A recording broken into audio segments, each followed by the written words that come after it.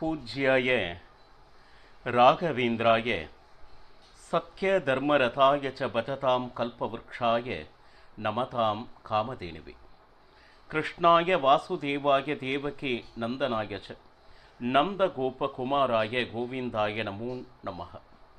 ஐந்தாவது வேதம் என்று போற்றப்படும் மகாபாரதம் பார்த்து வருகிறோம்.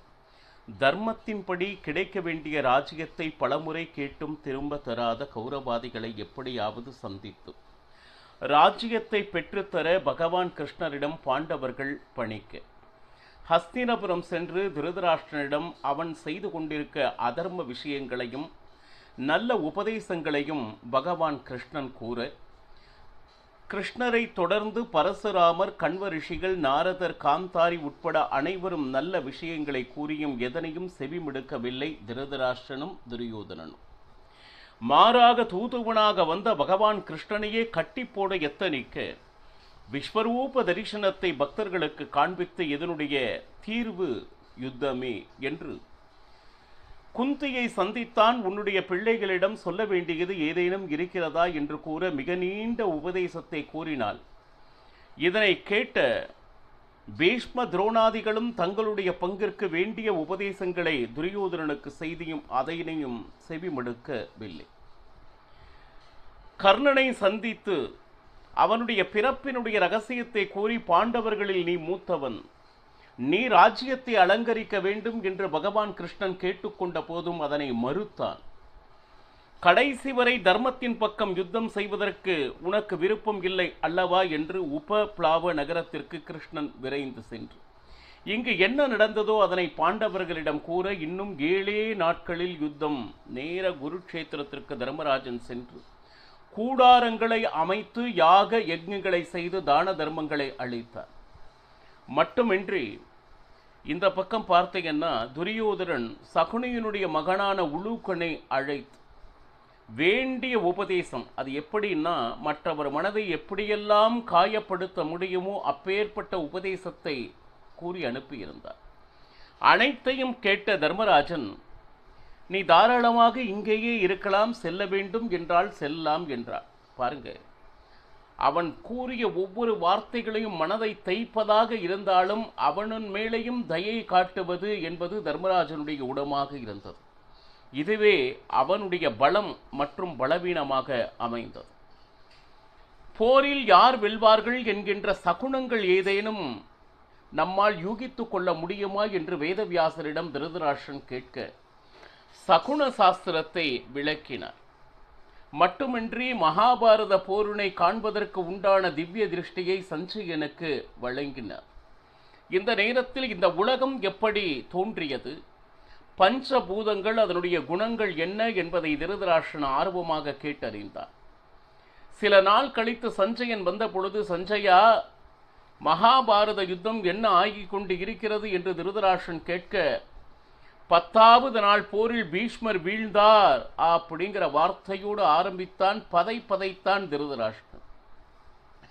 ஐயோ, என்னுடைய பிள்ளைகளை எப்படியும் பீஷ்மர் அரணாக இருந்து காப்பார் என்று முழுதாக நம்பியிருந்தேனே, இப்ப அவரே வீழ்ந்து விட்டார், அவருடைய வீழ்ச்சிக்கு நானே காரணமாகி விட்டேனே என்று, பீஷ்மரே வீழ்ந்தார் எனில் என்ன நடந்தது என்பதனை விரிவாக கூறு என்று திருதராஷ்டிரன் கேட்க, சஞ்சயன் முதல் நாள் போரிலிருந்து ஆரம்பித்து அற்புதமாக விவரித்து கொண்டிருப்பதை நாம் கண்டு வருகிறோம். இப்போ 13வது நாள் போர். துரோணாச்சாரியார் பத்ம வியூகத்தை வகுக்க, அதனுள் உள் நுழைவது அப்படின்னு சொன்னா 4 பேருக்குத்தான் தெரியும். கிருஷ்ணன், அர்ஜுனன், பிரத்யும்னன் மற்றும் அபிமன்யு.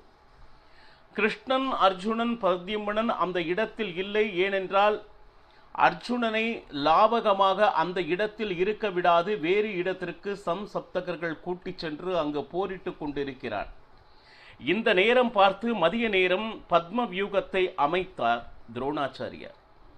அப்போ பாண்டவர்கள் கேட்டுக்கொண்டபடி அபிமன்யு உள்நுழைந்து கௌரவ சைன்யத்தை நாசம் செய்தான். ஒருவனாக இருந்து எந்தவிதமான பயம் இல்லாமல் பின்னால் வருகிறேன் என்று பாண்டவர்கள் கூறினார்கள். ஆனால் ஜெயத்ரதன் தடுத்ததனால் பாண்டவர்கள் யாரும் உள் நுழைய முடியவில்லை.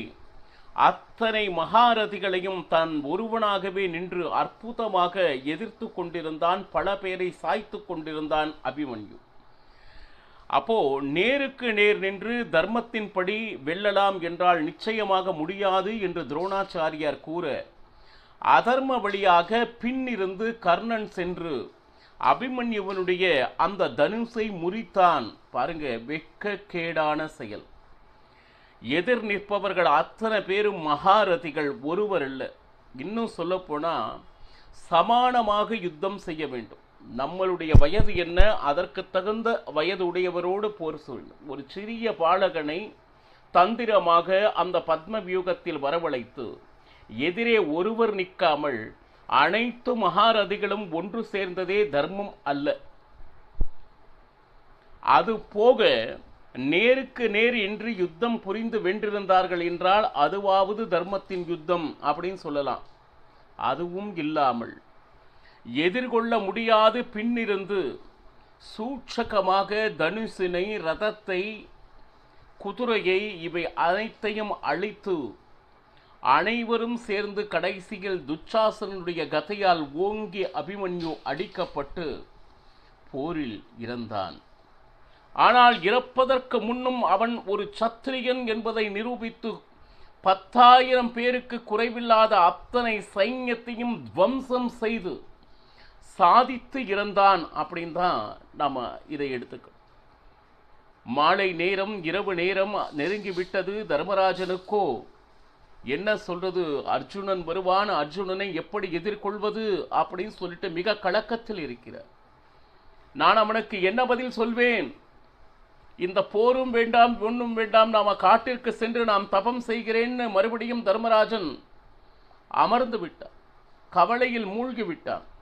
எப்பொழுதெல்லாம் பாண்டவர்கள் ஒரு மிகுந்த சந்தோஷம் அடைகிறார்களோ அல்லது மிகுந்த துக்கம் அடைகிறார்களோ, நேர வேதவியாசர் அந்த இடத்தில் வந்தார். யாரும் அழைக்கவில்லை. அதுதான் பக்த பராதீனன்.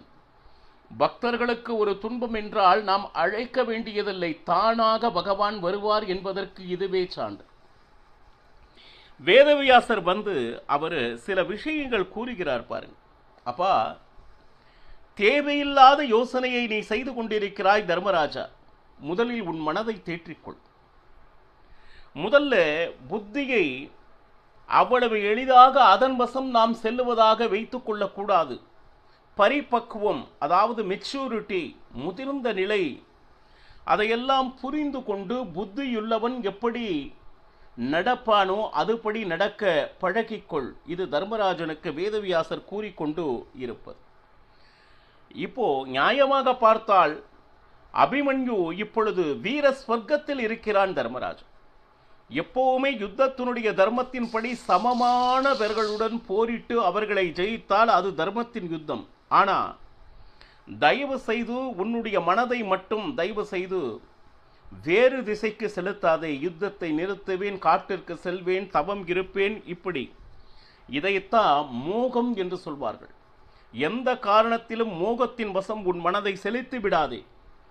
இது என்ன அப்படின்னு கேட்டீங்கன்னா, நாம் இப்போ சொல் வழக்கில் பல விஷயம் பேசிட்டு இருக்கோம். ஒரு வார்த்தை டிப்ரெஷன் அப்படின்னா, நான் நினைத்தது போலவே இந்த உலகத்தில் எதுவும் நடக்கவில்லை. அப்ப என்னாச்சு? கவலை. கன்னத்தில் கை வைப்பது, தன்னை இந்த உலகத்திலிருந்து தனியாக ஒதுக்கி தான் மட்டும்தான் இருப்பதாக ஒரு காம்ப்ளெக்ஸை கிரியேட் பண்ணி, அப்ப என்னாச்சு அப்படின்னு கேட்டீங்கன்னா, தனக்கு யாரும் இல்லை என்கின்ற எண்ணம் வந்து இதெல்லாம் இப்பொழுது நடைமுறை இருக்கக்கூடிய அந்த விஷயத்தை மகாபாரதம் எத்தனையோ வருடங்களுக்கு முன்பாகவே தர்மராஜன் என்கின்ற கதாபாத்திரம் அவன் மனதில் இருக்கின்ற குழப்பத்திற்கு பகவான் சொல்கின்ற ஒரு அற்புதமான விடையாக மகாபாரதம் கொடுத்து கொண்டு இருக்கிறார்கள். இதுல என்னன்னா, நீ நிச்சயமாக பெருமைப்பட வேண்டும். அபிமன்யு சாமான்யமாக இறக்கவில்லை தர்மராஜா, முதலில் இதை புரிந்து கொள். அவன் ஒருவனாக இருந்து கௌரவ சைன்யத்தை நாசம் செய்து இப்பொழுது வீர ஸ்வர்க்கத்தில் இருக்கான. அவனை நினைத்து வருத்தப்படக்கூடாது, பெருமைப்பட வேண்டும். ஒரு சத்திரியன் எப்படி வாழ வேண்டும் என்பதற்கு உதாரண புருஷனாக அவன் நின்று போர் புரிந்ததை பெருமை கொள்ள வேண்டும். நீ எப்பவுமே ஒன்று நினைத்துக்கொள், விதி என்ற ஒன்று இருந்து விட்டால் அதனை மீறுவதற்கு என்னாலும் உன்னாலும் கண்டிப்பாக முடியாது. இதனை நீ நன்றாக புரிந்து கொண்டும் இப்போ யானை பலம் இல்லை, எத்தனையோ ராஜர்கள் கௌரவர்கள் பாருங்க இறந்து அந்த இடத்தில் விழுந்திருக்கிறார்கள். ஒரு பாலக்கனை எதிர்கொள்ள முடியாது. அத்தனை வீரத்தை காண்பித்து அவன் வீர சொர்க்கத்தில் இருப்பதை நினைத்து பெருமைப்படாது நீ ஏன் துக்கப்படுத்திக் கொண்டிருக்கிறாய்? ஒன்று சொல்கிறேன் கேள் தர்மராஜா, இது மரணம் அல்ல. உடனே மரணம் என்ற ஒரு வார்த்தை கேட்ட உடனே தர்மராஜனுக்கு ஒரு கேள்வி, சாவு ஏன் வருது? உலகத்தில் எல்லாம் வாழணும், அவங்களுக்கு என்ன கிடைக்குதோ அதை வைத்துக் கொண்டு ஆனந்தமாக வாழ்ந்து வரலாமே. இறப்பு அப்படின்னு சொல்லிட்டு ஏன் வர்றது அப்படின்னு சொல்லிட்டு வேதவியாசரிடம் நமக்கெல்லாம் அந்த மனதில் தோன்றுகின்ற கேள்விதான். இதை தர்மராஜன் மூலமாக மகாபாரதம் கேட்கிறது. அதற்கு வேதவியாசர் ஒரு கதை மூலமாக விளக்குவதற்கு முயற்சி செய்கிறார். இந்த கதையை கேட்டால் வேத பாராயணம் செய்தால் என்ன புண்ணியம் உண்டோ அந்த புண்ணியம் நிச்சயமாக உனக்கு கிடைக்கும். கிருதயுகத்தில் அகம்பணன் என்று ஒருவன் இருந்தான். அகம்பணன் என்ன ஆச்சு அப்படின்னா, சத்துருக்கள் அனைவரும் அகம்பனை சூழ்ந்து கொண்டனர். இந்த நேரத்தில் தன்னுடைய தந்தை இந்த மாதிரி சிக்கி கொண்டு இருக்கிறாரே என்று மகன் ஓடி வந்தான்.